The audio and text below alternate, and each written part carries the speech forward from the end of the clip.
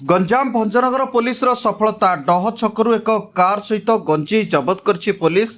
एथिरे दुई अभियुक्त को गिरफ करी कोर्ट चालाण करछि भंजनगर पुलिस। अभियुक्त माने हेउचंती बापूजी नायक और सुशांत मल्लिक। उभयଙ୍କ घर इंद्रगढ़ सुवर्णपुर थाना राइकिया कंधमाल अंचल बोली सूचना मिली। एमानक ठारू 35 केजी ऊर्ध्व गंजेई जबत करा जायछि।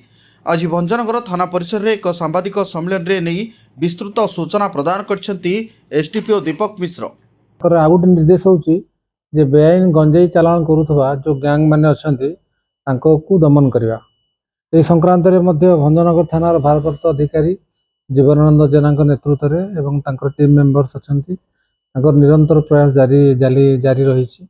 आमे नियमित व्यवधान रे गंजेई केस करूछु। गंजेई चारा चोरा चालान करुवा अपराधी मान को धरुछु एवं फ्रॉड करुछु।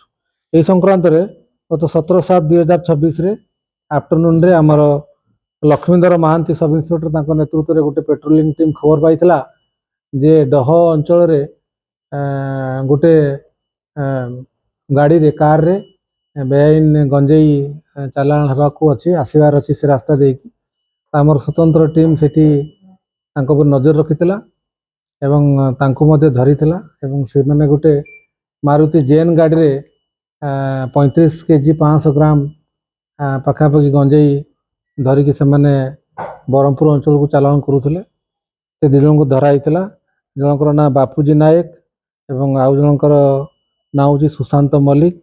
एमानकर घर हूँ राइकिया थाना अंचल गंजेई जबत होती केस मोकदमा रुजु होती एमाने गिरफ होती आज कोर्ट चालान होती।